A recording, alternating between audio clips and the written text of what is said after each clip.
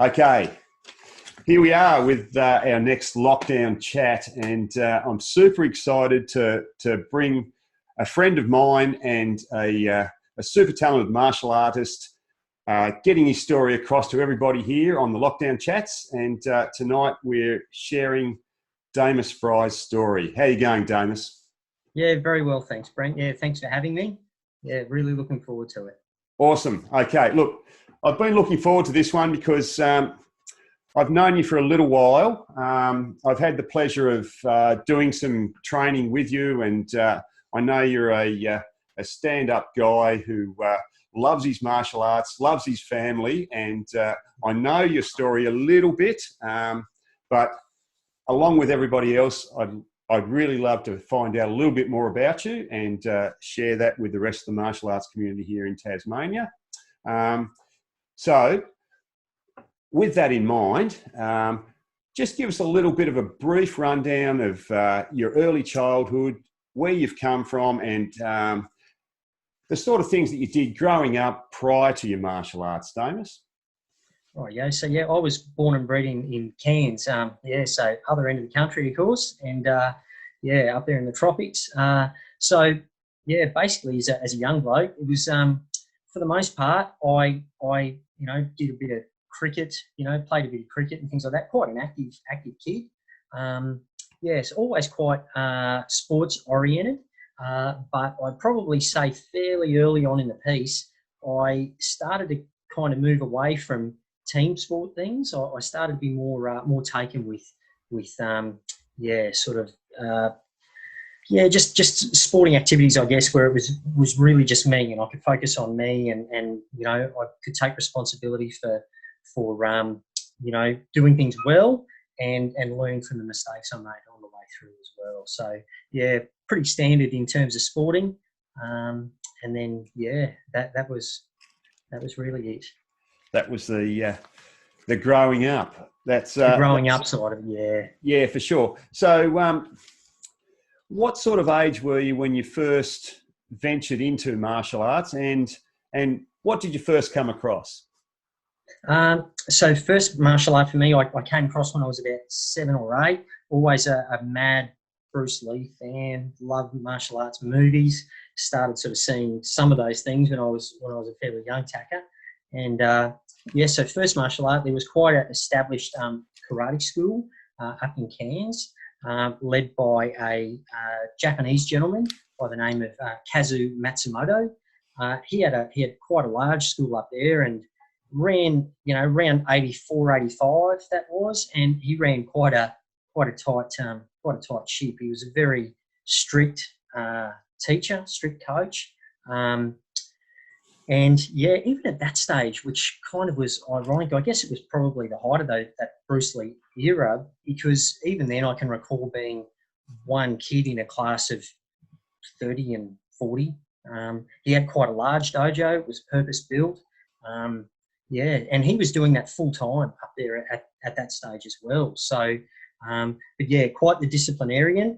Any of the kids up there that did karate back in those times will tell you probably the thing he was most known for was, you got out of line, and he used to pick the kids up by the ears, and he'd just hold you up there for a moment, and then he'd just drop you, and it was unreal. So even then, like, the strange thing was too, I think our parents all used to kind of like the fact that they could walk in there and there'd be 40 kids and we'd all just be doing everything we were told. Never set a foot in a place. Yeah.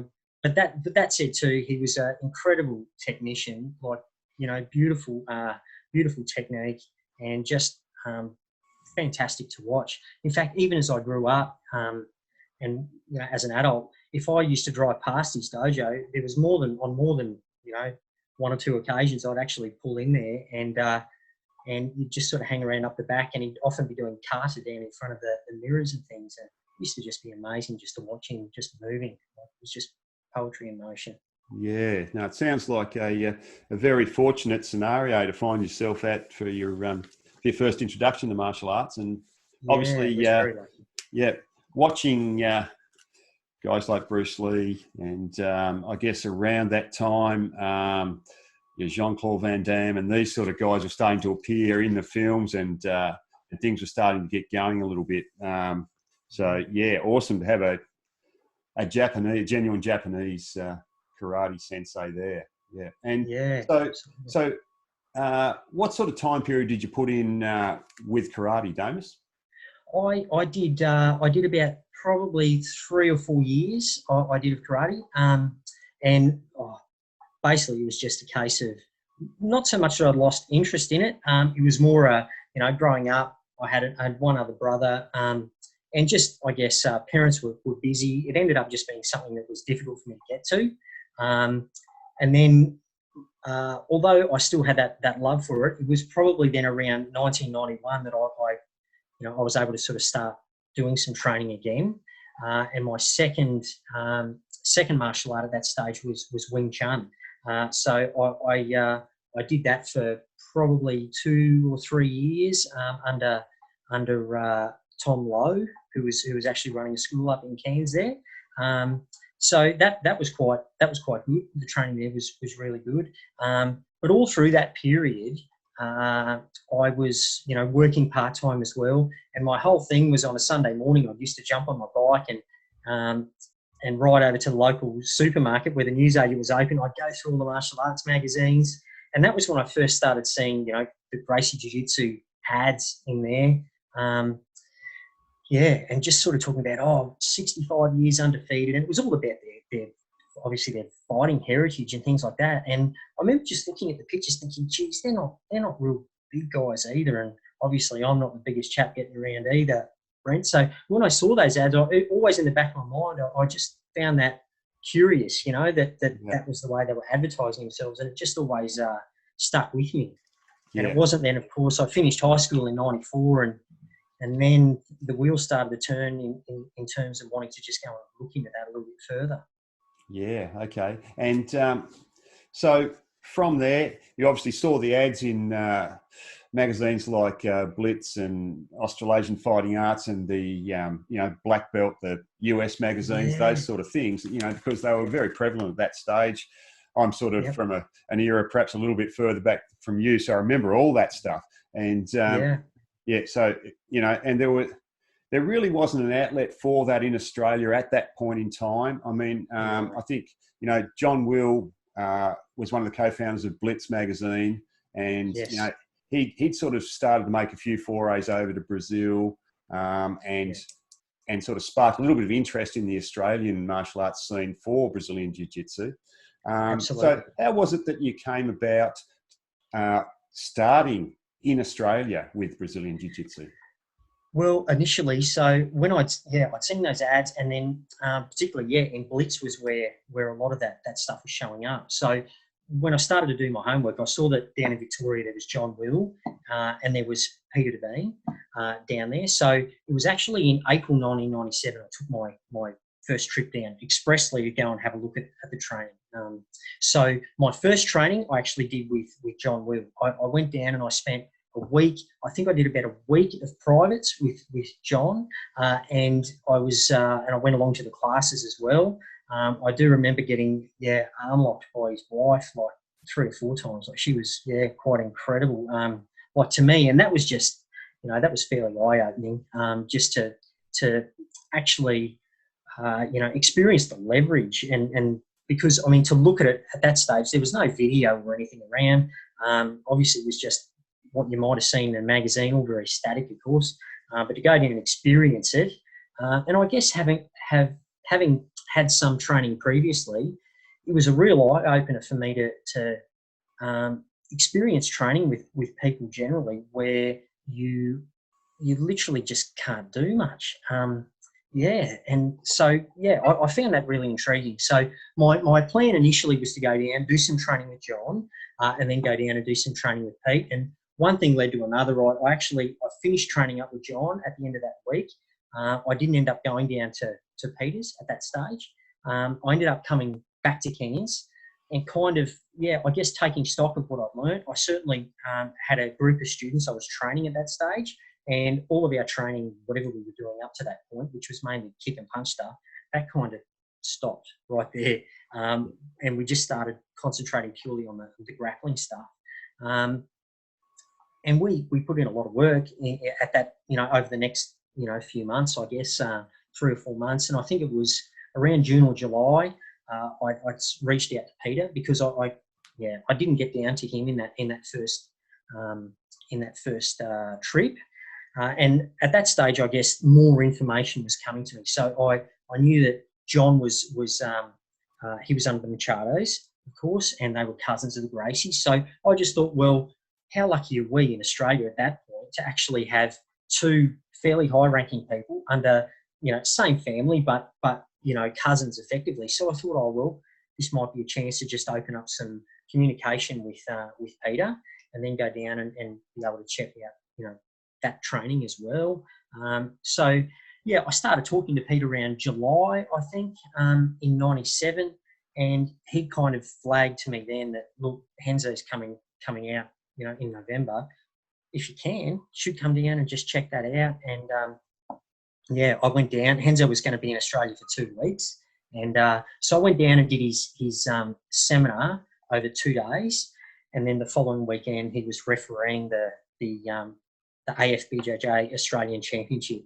So, and in that time, I actually got to sort of, which was really kind of cool. I mean, considering I'd flown in from interstate, I actually got surprisingly a fair bit of access to Henzo, both, sort of training at the seminar. And then in the week after that, he was hanging around at Torquay and places like that. I remember him and his wife took Pete's combi van and, went driving around the countryside. And so he was often just stopping in at the Torquay Academy as well. So we'd sort of get to see him there a little bit.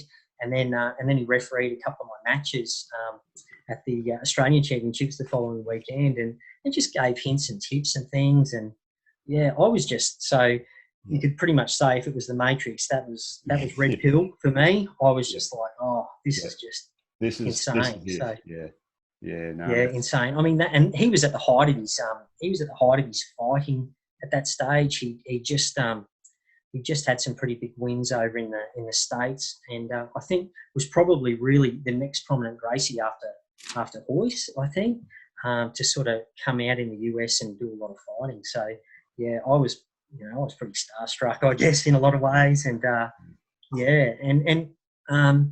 and then Pete at that point sort of said, look, I'm going to head to Brazil July next year, and I just basically headed home after that November trip, and kept training and started trying to prepare to go to Brazil in July '98. Yeah, no, that's it's a good aim, and you did that, I did that. Yep. So you're coming up to your 21st birthday. Instead of having a party and doing all the 21st sort of stuff, you a different story for that.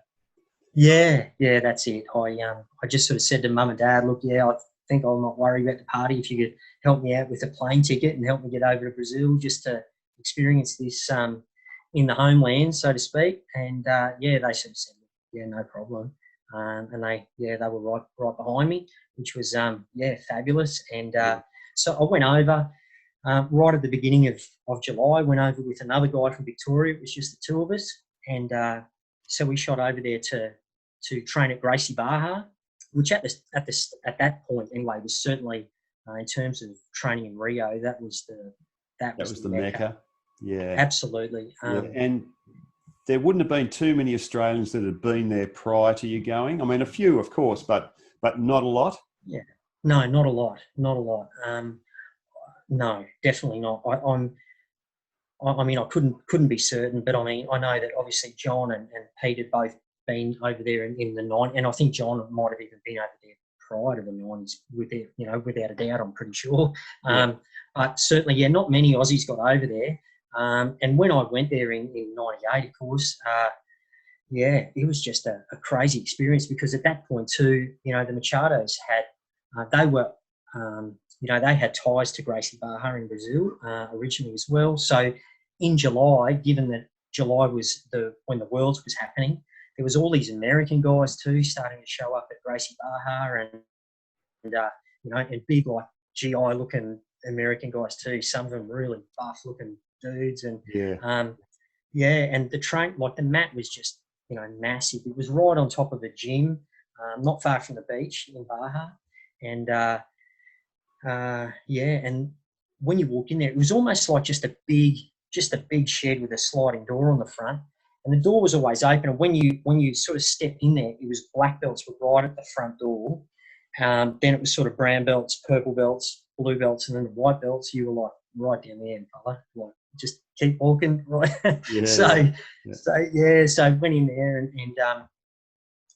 so I trained there with the other Aussie guy for that month. And while I was there, I got my blue belt at Gracie Barha. Wow. That was Awesome. Yeah. So I got that 2 days before the Worlds, and and of course at that stage, some of the guys that were training there, like Carlos Machado. I remember him being there, watching him train. John Machado, and I always remember John Machado because he was actually wearing a blue gi, and there was nobody else at that stage was wearing a blue gi. So it was just like.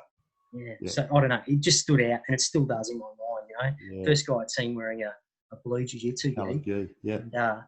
And just watching those guys roll and train, and just the level, and one of the things I guess that stuck out to me in during that time was I remember seeing this one big American guy come in, and and he'd strapped on a brown belt, and I was like, wow, this guy, And then this other little Brazilian guy come in with a little pot belly and glasses and stuff, and he had a real tattered brown belt as well. And his gi was sort of, just he didn't have much money. You could tell this guy was just, but he got his gi on, and he tapped this fellow on the back and said, "Come on down, let's go and have a train." And I just watched these little Brazilian guys just dismantle everybody, and it was just incredible. The level was just off the charts. I couldn't believe. Yeah, couldn't believe it. So, it sounds like an amazing experience. And so you spent a month over there? Yeah, it was a month. Yeah, I spent a month training. Yep. And then you came back to Cairns? Yes. Yep. And full of beans, obviously. Oh, full of beans. And you already had some students at that stage, Damus? Yes. Yep. Yeah. Yep. So were you the first BJJ Academy up there? Yes. Yeah. First BJJ Academy. Absolutely. Yes. Yeah. There was a guy down in Townsville who was doing sort of BJJ as a little bit as part of their curriculum at the time, but certainly we were the first school that was doing it as a standalone. That was all we were doing, and that was all on the back of. And I was able to. Pete supported that because at that point then I'd achieved my blue belt, and of course that's sort of how it really started here. There was a lot of guys I think early on once they got the blue belt started coaching, and of course my original trip in April, a lot of those guys we were all training grappling based stuff. Like once I got back from that original trip down to John and training with John, we'd already kind of made that switch, but it was far more formal because I had my blue belt once I got back in July. In July '98. So it was about 15 months later. It was the first school up there, and we just went for it from there. Training. I do remember one of the things I do find or remember as being quite cool about that trip. There was one brown belt guy I remember used to Brazilian guy, and he used to come down to the white belt end of the mat because that was where a lot of the foreigners were in July. And I remember this guy used to come down every day, and he grabbed me and he grabbed the guy that come over with me, and he'd just give us a toweling like every day. And I remember this one day, one of the black belts up the end, he used to see this going on, and he kind of had enough of it, and he rocked on down and he said to this guy, "Listen, leave the gringos alone. You don't need to pick on them. Like just leave them be." And he grabbed this brown belt and he had a bit of a roll with him and submitted him. And what I found amazing about it was he had his eyes shut the whole time. And when he submitted this brown belt guy, he got onto his hands and knees and started to crawl off the mat back to the side. And this brown belt guy was a bit angry, a bit upset. And he jumped up and he jumped onto this black belt's back. And the black belt was, his name was Holetta. And he was actually a world champion in his own right. So he was, like top of the food chain, sort of black belt. And I remember still with his eyes closed, he kind of did this somersault, come out on side control on this guy, and then grabbed him by the neck again and just choked him. And and then we never saw him again. He never came back. But just incredible. Like, it was such a good experience. But the last part of that, I guess, that trip finished up with us doing the World Championship. We competed in the Worlds over there. Wow. And and that was pretty cool too. So, hell of an experience, mate, by the sounds of it. Yeah, just insane. So, and of course, my current coach is Rafael Lima, or Gordinho. Yep. And that was actually when I first met him. Him and his brother, of course, were training at Gracie Barra at that stage. And I did the Worlds over there, but I was also fortunate enough to, we went every day, of course, and watched all the belt classes. But in particular, I remember him winning the Black Belt World Championship that year in the under 79. Pretty sure it was under 79 weight class, and by a mounted triangle. And I can still see it in my mind. Like, it was quite amazing. It was quite amazing. So certainly those sort of experiences stick with you for life, and and have a profound impact on what you do moving forward. So, in Cairns for a fair while, Damus, what sort of time period did you spend up there before venturing out elsewhere? So I was in Cairns all the way up. I left Cairns basically in 2009. So I was basically, once I started the school up there in 1998, I was teaching it and running it all the way up to 2009 when I left there. The school up there is still running now. It's actually, they've got a bunch of monsters up there now. There's about I think there's probably about 6 or 7 black belts and heaps of brown belts. Like, there's a heck of a lot of depth up there. I was fortunate enough to go up and do a seminar up there last year. They brought me up there to do some classes and things, and it was just great to see how much it's grown at that stage in the 10 years since I've left. But it's just really taken hold up there, and the guys up there are doing wonderful things. Oh, that's awesome. And as it has taken hold everywhere around Australia, and it has. I guess for you, it's you're in a fantastic position where you were pretty much in the grassroots level of BJJ in Australia. There weren't too many guys, and I believe that you were Peter DeBean's fourth black belt in Australia. So that's a huge achievement, mate. Yeah, and that was 2008. 2008, October 2008. So you were still in Cairns at the time when you got your black belt? Yes, I was still based in Cairns. I actually got my black belt in Hobart. So because I'd come down in 2008, the Nationals was going to be here, I think, on the 4th of October. So on the 3rd, my wife and I and a number of the guys that have flown down from Cairns, we all landed in Hobart. And ironically, when we landed in Hobart, my wife said to me when we got off the plane, Roni said, she fell in love with the place. She said, "We're coming back here and we're going to live."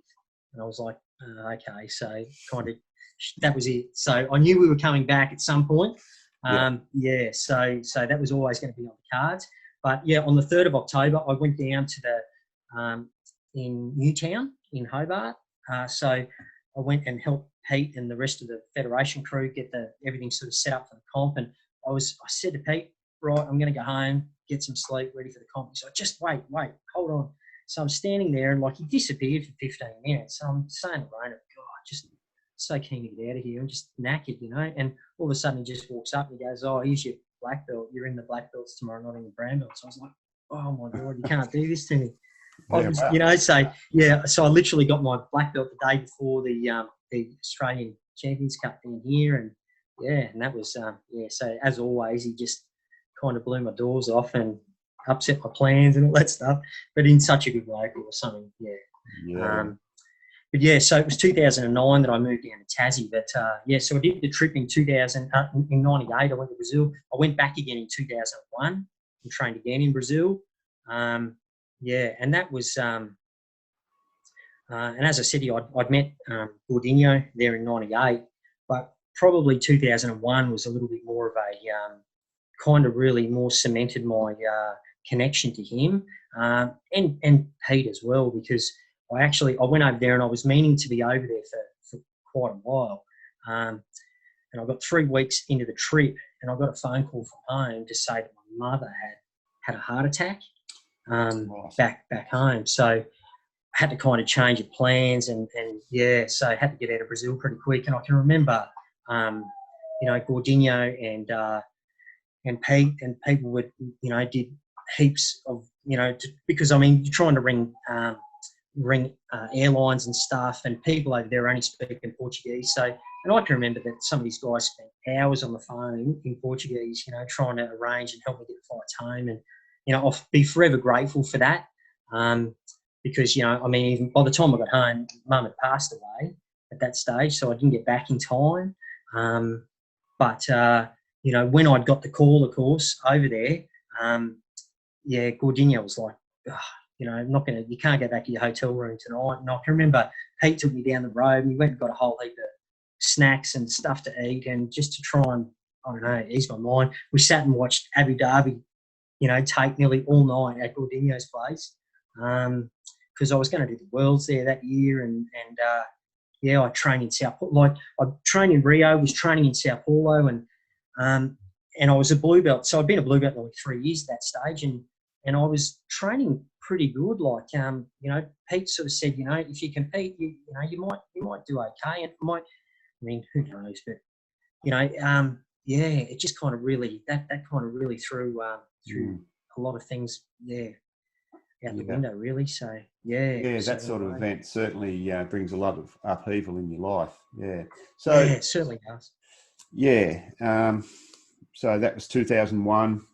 You came back. So I got back to training after that, and where I was going to go with that was that that, as I say, I kind of I spent a bit of time with Gordinho, and Pete, of course, was just wonderful at that point. And so come back to Australia, back to Cairns, and then in November 2001, Gordinho come out to Australia to do some training with Pete and to do some seminars and things. And I brought him up to Cairns. He came up to Cairns at that point, and I got a phone call off Pete sort of after I'd just done a class with Gordinho, and he said, "Oh, look, we're gonna, I'm gonna put you up to purple belt." So I got my purple belt at the end of 2001. And as I say, was training with Gordinho then. So I've kind of always had a fairly, I've always had a link to him. Just through history, I guess. That was 2001, and trained all the way through to 2009 when I moved down to Tassie. Brown belt in 2005, September 2005, and then black belt in October 2008. So I think it was about 11 years or less. Which is a pretty good journey. That's you obviously did a lot of training in those years, and and earned every one of those belts. And so you moved to Tassie in 2009. Yes, that's correct. Right. Yep. Yes. So whereabouts did you land in Tassie, I guess, and start your Tasmanian journey? So I was down in Hobart. I was based in Hobart. Initially, I was working for the Australian Tax Office. So I actually joined the tax office when I was in Cairns, and ended up being transferred down, and I was working based out of Hobart in 2009. And I was there in Hobart until around the end of 2012. So I had a couple of students down there. I wasn't doing any sort of formal classes or anything as such, but I had a couple of students down there that, like always, I met them down there and just started coaching them. And one of them now, Gavin Rutledge is his name, and he runs a small club down at Snug. Gav's very low key, but he's a great jiu-jitsu guy. There's no doubt. So it was actually when all of this COVID stuff hit, I was planning on we locked in to try and bring him up and give him a bump up to black belt. So it would be pretty exciting, because I think a lot of guys at my ilk have generally, or been around as, training at this length of time, have usually promoted several black belts, but I haven't promoted one yet. So, yeah. So, but Gavin will be the first one, and I'm really Yeah. really looking forward to that. Yeah, it's exciting times, and Gavin's a good Yeah, guy for sure, yeah, and very much deserving of that grade. yeah. Yeah. Absolutely. So 2009 in Hobart, working for the tax office. You've always been a bit of a numbers man, Yeah, punching through yeah, numbers, yeah, mate. Yep. You're yeah, currently yeah. with the Always. education department, are you? Yes, I am. Yep. Yeah, so at the moment I am. Yeah, with the education department. Yeah, working out at Deloraine High School at the moment. Yep. So yeah, and I'm enjoying that. So I'm working as a business manager out there. Yeah, nice. So that's pretty good. Which is the old school bursar. Yes. So Yes. yeah, Yes. My so father was actually the principal of Deloraine High School for a number of years. wow. Gee, back in the 80s, I think it was. So a Oh long time wow. before you. But yeah, so Jeez. it was all Small very world. interesting. It is a small world. And now, so when I first came across you, because I'm relatively new to BJJ, I'm only in my 6th year, being a stand-up karate guy. Yes, You absolutely. you weren't in Launceston where you are now. So how did you find yourself out near Pyengana? Yeah, okay. So my yeah, look, Rona's dad, he in 2008, I know he bought a little property at just outside Ringarooma. So yeah, so oh, after I basically finished up with the tax office and things, Rona was always sort of based out that way, close to close to dad and things like that. So yeah, once I finished up with tax, I basically we were in Ledgerwood, so yeah, so more cows there than people, of course. Yep. So yeah, really quiet part of the world, and it was probably 2016, I think, Brent, that I started the little club out there. I probably had 2 or 3 students, but it was an opportunity, I guess, just to start teaching more formally again. So yeah, was doing that, and then worked for 3 years over for a Pyengana dairy company, which was great times. It was Yep. really good. But yeah, of course, beginning of 2018, actually, I actually ended up getting myself on Facebook, and ironically, I joined Facebook, and one of the first messages I got through was from Gordinho through to my phone, and he's like, Wow. "Hey, Yeah. how you going? Been a while," and sort of said, "Look, I'm going to be out in Australia. Yeah, do you want to? It'd be good to see you again." So we ended up bringing him out to Ledgerwood of all places, and he did a seminar out there for us in March 2018, and of course, yeah, I ended up. He was with us for about 3 days, and and I guess what really struck me about him was when I saw him again, he was really interested in how I'm teaching, and he sort of because in the years since 2001, when I saw him the last time, he had a really interesting sort of history. I mean, he went to New York over the Henzos, and he was the program director at the Henzo Gracie Academy in New York from I think around 2006 to 2012, and then he went over and he co-founded Evolve in Singapore. So when I ended up catching up with him again in 2018, obviously, knowing what his history was, it's just funny how all these things work. And I guess I saw him then it was a great opportunity for me to, as a coach, I was really wanting to have that mentorship as a teacher. And I kind of looked at his history and where he'd been. And of course, Henzo Gracie School's, huge in New York. And so, Gordinho had really put himself into the teaching space and was all about, how to get the most out of people and, delivering the art the most efficient way that he thought it could be done. So he spent, he did the seminar, but he really spent a lot of time talking to me about how I teach and why you should teach certain ways. And I don't know, it really struck a chord with me. And consequently, yeah, we ended up formally sort of going under Start because he's based in Florida now. But yeah, it was just a good opportunity. And I guess, I at the time I probably was a little bit you know, I thought, well, geez, he's all the way over there. It's going to be sort of tough. But um, in some ways, it's actually been really good. And this COVID stuff has almost brought, like, you see the amount of martial arts people that have just been so innovative on the back of this. Just the way they're keeping in touch with their students and giving them things that they can do. And they're just embracing, I guess, the online platform. And in some ways, you know, when I met up with him again in 2018, he's done incredible things for my jiu-jitsu, even being the other side of the world, you know. Just the, you know, the access to his systems and his teaching and the ability to see what he's doing. I kind of went back and I started teaching in Launceston, of course, at the beginning of 2019. So, you know, all of that 2018 period, I spent a lot of time just refamiliarising myself with the fundamentals, the way he sees them.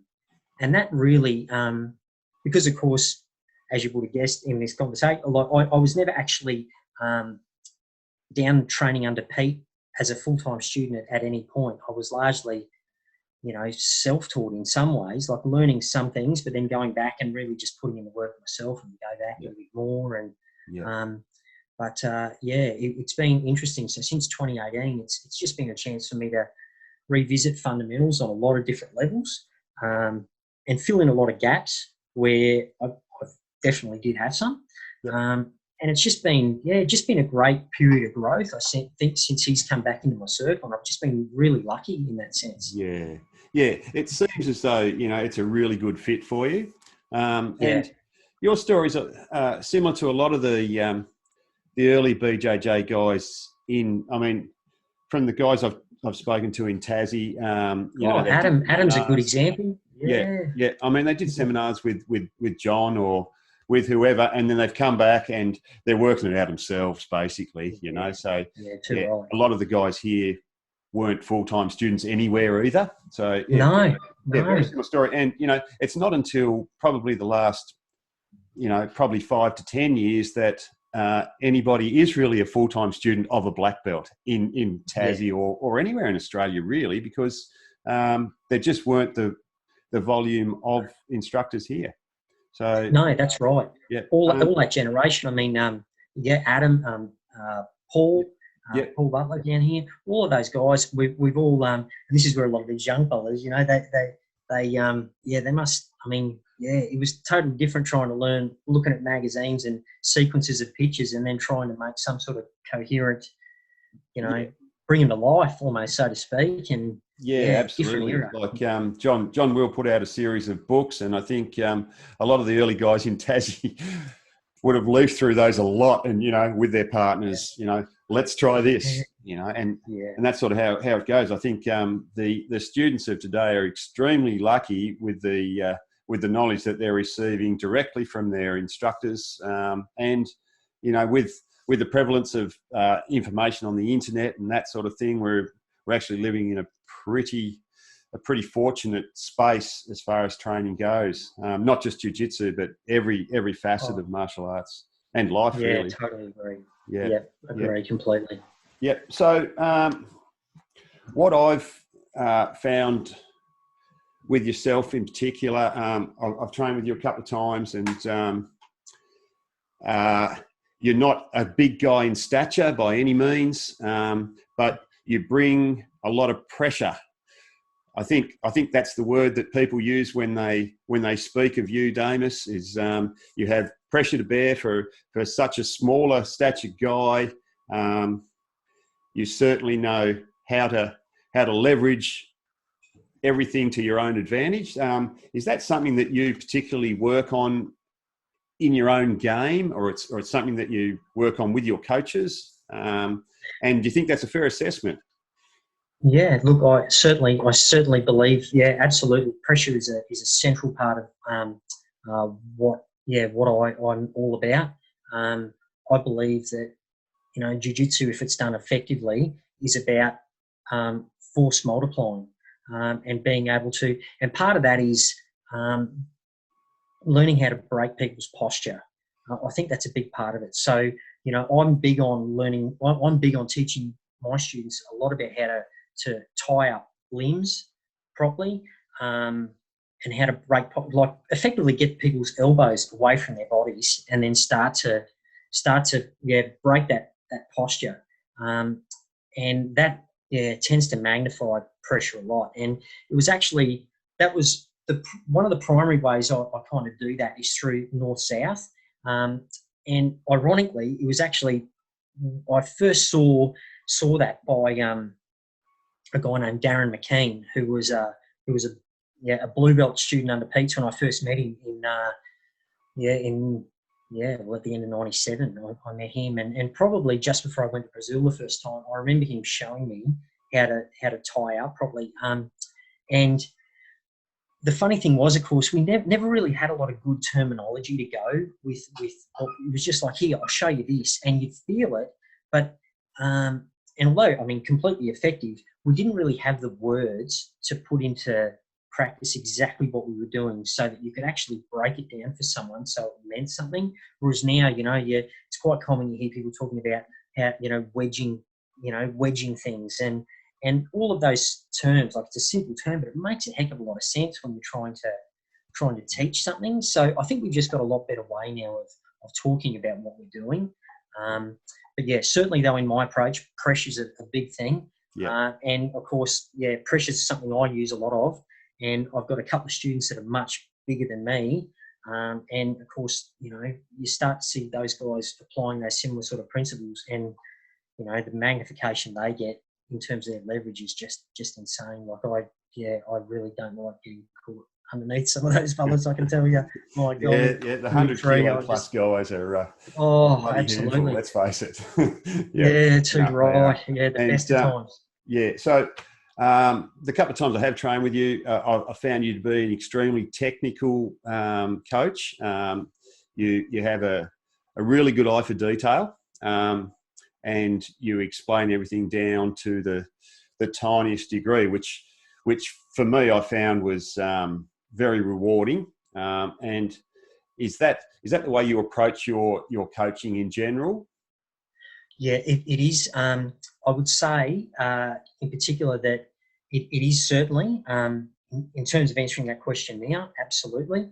I think since I've started training under Gordinho specifically now, he's really, and this is where I guess kind of goes back to my earlier comment about having that, it's one thing to go, for me, and I'm just talking about my mindset, it's one thing, I think, to go and have a coach. Like, there's plenty of guys out there with plenty of medals and, accomplished champions, but it was really important for me that, the person that I wanted to be mentored by had that teaching pedigree.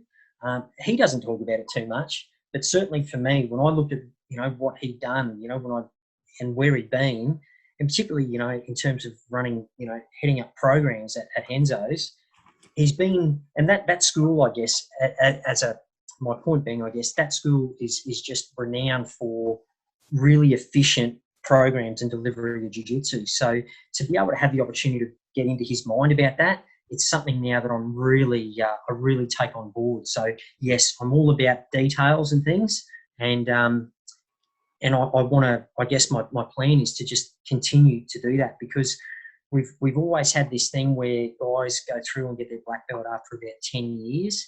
And I believe it can be done a lot quicker than that if you have the right systems and things in place. Like, I certainly don't, by no means do I say people should get belts. I think jiu-jitsu is, it's certainly not the way it should be done. But I do believe, though, that people can get belts sooner than 10 years if they've got the right kind of systems that they're learning. And just the right approaches, the right drilling, and just spending their time doing the right things. I think that. Yeah, well, it sort of makes sense. I mean, back in the days when you came through, and a lot of our black belts now, they weren't receiving the same type of coaching that they're getting now. So it would stand to reason that it takes a little bit longer to receive that belt. But now, with the better instruction, the more information that's available, the more training opportunities, it should start to come down a little bit for sure. Yeah, too right. Yeah, it should. And I think, though, we're all, all of us, I mean, if I could speak generally, I think all of us now are, to some degree, are all becoming better coaches, or at least we should be, because it kind of ties into that, to the internet age and the information age. There's no reason to not, to not be, improving on that front and trying to give your students the best possible, the best possible delivery you can give them. Yeah. And it's certainly, that's the thing now that really drives me. Like on we're only a new club, of course, in Launceston, but I've got some pretty big goals. And I want to, all I really, really though, I guess if I could put it into one sentence, all I want it to be is just, I want it to be a really solid mat. Like, I want people to know that when they come there, it's going to be good training and it's going to be hard training. And, and if I do that, well, then I've done my job. And the other part of that as well is that I think, almost to go, to borrow something from boxing, there's always been this thing, I think, in the martial arts where the coaches always seem to be this Mr. Miyagi type figure that, he's always the best guy on the mat. But I think, if a coach is doing their job properly, your goal should be to bring your students through as better than you. Otherwise, particularly in jiu-jitsu, because that's, what I do, I think really you're just handing off a watered down version. If you're not bringing students through that are better than you, you're not generationally doing the art a favour. So I think if you're going to be a coach, you've got to be a coach with that desire, I guess, to make better students than you ever were. Yeah. Because then you're leaving a legacy then. Yeah, no, and that to me is something. Yeah, and I 100% agree with that, because if you only ever bring a student up to just below where you are, and then you move on and they're the instructor, well, it's only a watered down version of what they've got for starters, because they are only bringing students up to just below them. So within 2 or 3 generations of students, you've got half the effect of what you should have. So no, I totally agree with that, Damus. I think it's a great approach. Let's talk about your club, because it is new in Launceston, and unfortunately, with the COVID thing, you guys were just getting up and going. You just moved into a bigger mat space, and we've been faced with this lockdown. But we're coming out of it soon, and you guys will be back on the mat. What are your hopes and dreams for your mat and your club in the next 12 months, 2 years, and moving forward from there? So goals really.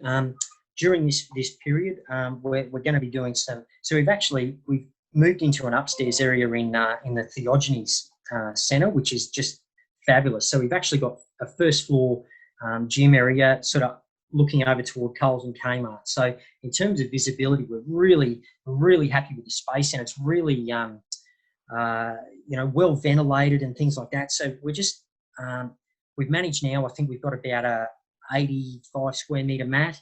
We're going to make it a little bit bigger again. We've got some wall mats now, 2 metre wall mats. So we're going to be doing some renovations and slightly expanding the mat. But I'd say to you though, like that's home for us now. That's going to be where we're going to be based. We're happy with that venue, and really now, Brent, it's really just about getting people in. Like our junior numbers have been going really quite well. I noticed that. That's excellent. Yeah. Yep. So that side of it is picking up quite well. Now the adults is obviously not quite as big, but we're working all the time. But the goal is just going to be to really just try and raise the level, and just as I say, just have it be known and respected as being a really solid mat. It's a big thing for me. I've got 1 purple belt at the moment. And I've got one purple belt, 1 blue belt. Yep.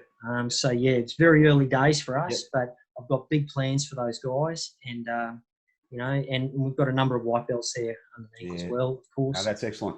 And your purple belt, Benny Barrett, who's been around for a long time, and he's well known. Within the martial arts community, and he's running some striking and some wrestling classes for you as well at the venue. And that's something that we hope will take off a little bit more as well. Absolutely, yeah. So there's we've got a couple of guys in there that are sort of starting to yeah, move into the MMA space. So that's another space that we'll be looking to kind of, move into as well. In time, of course. Yeah, so it's kind of small steps at the moment, but but Ben's a great. Like Ben's a good. He's quite technical as a coach as well, which I'm kind of grateful to have him there. I've done some work with him, on wrestling based stuff as well, and he's another sort of guy that, particularly as a coach, he really embodies that whole thing of he's wanting to get better all the time. And I know he's one of these guys that he studies a lot, he internalises a lot, and and he's becoming a better and better coach all the time. Certainly a much better jiu-jitsu man all the time as well. So I'm excited to see what's in store. Really, I think a lot of potential there. Yeah, and you've got the big fella down there, big JP, who JP. is a big unit. A very good mate of mine and has been for a long time, and it's good to see him finding a home with you. And I think the big fella learns pretty well, pretty quickly, and he's going to be an absolute handful when he gets a lot of knowledge. He is. He's absolutely. And in fact, I've been training. What Justin has now, we've been training him now for about 12 months, and he's come along in leaps and bounds. I've got to say, he's And when I was saying to you before, when those big fellas getting on top of you, that was the picture I had in my mind. He's 100% beast, that boy. Yes, and, he is. Yeah, absolutely. Yeah. When I did my test for my blue belt, the big fella came and laid on top of me for quite a few minutes, and I had to get him off me. So it was a bloody handful, I tell you. And that was when he when he had half the knowledge he has now. So yeah, look, it's good to see him going well. Yeah, well, I'm looking forward to. I mean, I think he's now. So he's a blue belt. He's got one stripe now. Yep. So he's going to be a blue belt for a little while yet. But I'm looking forward to getting him involved in the competition scene. He's certainly, I think, pretty keen for that. Yes. So, and of course, there was plans to sort of get him involved, this year, of course. But we'll see how that goes. But yeah, I'm really looking forward to seeing what he can do because I think look, you've got a couple of guys here that are going to form a good basis moving forward by the sounds, and your white belts coming through.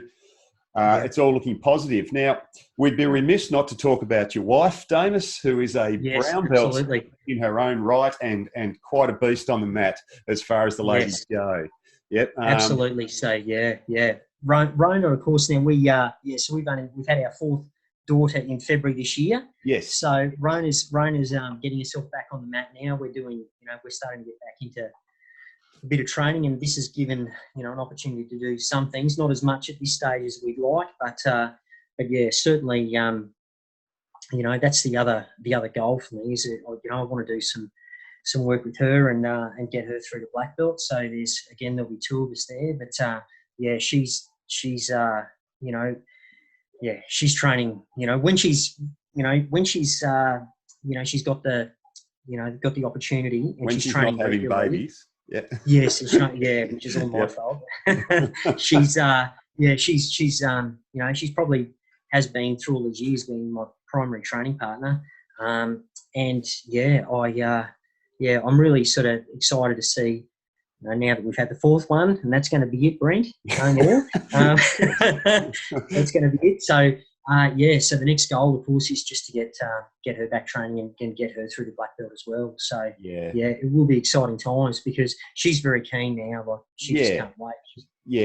No, look, from what I know of Rona, she's very active within the ladies' side of BJJ in Australia. The Australian girls in GI, and she was running a girls only club for a while, and I think you have a juniors girls only program going there for a bit, and I assume that she's going to continue on with that side of things. She is, yeah. I've gone in at the moment. The ladies' side of things isn't doing too much because that's Rona's baby, so to speak. But Rona will be, once she's back, and basically once this COVID thing is over and we can get back to it, Rona's going to go back to her Friday nights and doing the women's only jiu-jitsu, and then of course she'll take back the girls only classes as well, and because she's a great she's a great coach. Certainly, the girls all love training with her, the little ones and things. So, and she's got a lot to offer in that space. And yeah, I'm again, this, it's the only sort of girls only program here, and there's a lot of parents I think are really like that, having it headed up by a lady as well. So yeah, I'm kind of really keen to see it get back to it. Yeah, no, that's absolutely essential, I think, moving forward. Too right. So when we come back from this, have you got plans to bring your coach out again, or when is the next visit for Gordinho to come down? Well, actually, before the COVID thing happened, he was usually what he does is he goes over to Singapore every 12 months, and he does because he still, I believe, heads up the Henzo Gracie program over there. So he's going over there every 12 months and doing like I don't know what you call it, a certification, but certainly an update for the instructors that are based at Evolve in Singapore. And the plan was that when he did that, and I think it was actually scheduled to be April, just gone, he was going to be in Singapore, so we were going to get him to come down to Tassie at that point. But I would say it'll be as soon as he's heading back over to Singapore. We'll be bringing him down for another seminar. Yeah, absolutely. No, that'd be great. Yeah, and will that be open to pretty much anyone, or are you keeping that in-house? Oh, absolutely. Go there. Yeah. No, absolutely open to anyone. I mean, what I'm about, Brent, is I'm all about just I want everyone to have the opportunity to train. I think that's the one great thing about the Tassie scene generally is that any of these opportunities historically have always been an open door type thing, and what we want to do is just raise the level here. I mean, I'm no matter where anyone trains, it's we all want to get better, and I think we need to all be able to embrace those opportunities when we get high level people come into the stage. It's it's just good for everyone. Yeah, no, I totally agree. And we are actually pretty fortunate. I mean, we're a small state, but for the most part, all our martial artists and our coaches and that do have that open door policy, and you can go and train anywhere. And it's something that I hope continues on, moving forward. Yes. Yeah, because it's fantastic. Now, Start Jiu-Jitsu under Gordinho. Do you have affiliates on the mainland? Are there other Start clubs, or are you pretty much it in Australia? We're pretty much it at this stage. So, under Start officially. Gordinho has other schools, I guess, that he comes and visits. So usually he's up to this point, he's been coming to Australia every 2 years. And I know that there's schools, like there's instructors in Sydney that he mentors, doesn't have a formal affiliation with, but certainly, via that, via his history back in Brazil, there's instructors here, Brazilian instructors, in places like Sydney and Brisbane, that he will regularly go and spend time with, when he's in the country, and he'll run seminars for them and kind of mentor them, I guess, around, being coaches and improving their systems, because he's not only a good coach, but he's very up on martial arts business practices as well. So he's very much the whole package like that. He's and of course, being under Start, we're the first one. There is clubs in Victoria at the moment that are actually looking at coming under looking at moving under Start as well, which is something that's in progress at the moment. But at this stage, officially, we're the only one. We're number one at this point. So, which seems to be how your martial arts has gone all the way, mate. Bit of a pioneer. And, First cab off the rank. So, which is not a bad thing. But you haven't put too many steps wrong over that journey. So this is probably a good one for you. And I hope it continues that way. And I'm sure it will, because you're a smart bloke. You're passionate. You're one of these blokes that has a very calm demeanour, which is, I think, for a martial artist, it's a very good trait. Is it something that you've always been a pretty calm bloke, or you're a bit of a hothead when you were younger, like a few of us? Or I was probably a bit of a hothead. I probably was a little bit earlier on, I'd say. But that said, the martial arts side of things has, done wonderful things just in terms of I guess calming me over the years. And but it's a great outlet. I think I think a lot of it with with a lot of males. I mean, you can't speak for everyone, of course, but I think just having that outlet where you can really go out there and have a sweat and get some energy out does wonderful things. I think just for for getting you back on the level again, particularly when you've had a bad day or things haven't gone to plan, or because we all have them every now and then. There's no doubt. Oh, yeah, 100%, mate. Yeah. But certainly, the other side of it is I really wholeheartedly believe that there's room for everyone. I mean, there's so much room for everyone down here. It's, I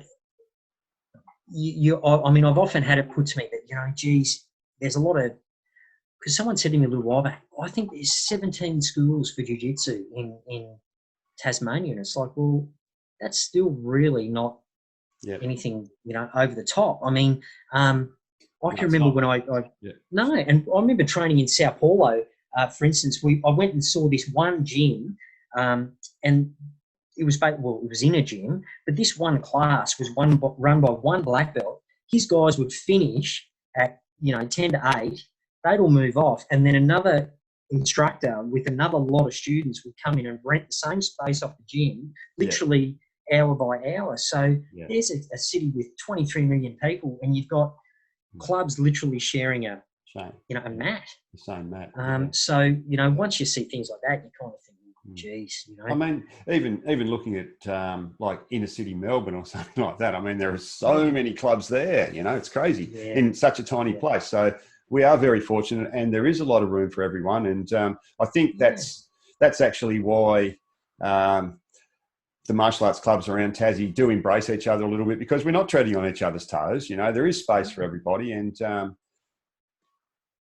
together we grow stronger. So I think that's sort of the message. Now, a little bit off topic, and I asked you whether there was nothing we could, anything you didn't want to talk about, and you said, no, you're an open book, which is great. Tell me about the flat Earth thing, please, Damus. Flat Earth thing? Yeah, so someone said to me, Damus is a flat earther, and I'm going, okay, no worries. Well, I will ask him. No, I wouldn't say I'm a flat earther. I would say I'm certainly open. I'm not someone that's dismissive. That's what I would say. I would listen to things. I would listen to arguments. I wouldn't say I'm one way or the other. I'm just open to all kinds of things. So that would probably be the best way I could answer that, Brent. Certainly, I've heard some compelling things around it. In terms of the research and things like that, but I certainly wouldn't. I wouldn't put my hand up and say I'm wholeheartedly a flat earther. Or definitely not. The reason I ask, of course, one very famous jiu-jitsu exponent, Eddie Bravo, is definitely a flat earther, and he goes on Joe Rogan a lot, and they take the mickey out of him a little bit, but he sticks to his guns, and I never really know whether he's 100% serious about it, or whether he's just taking that side of the argument for that side of the argument, or whatever, or just so there is talk about it.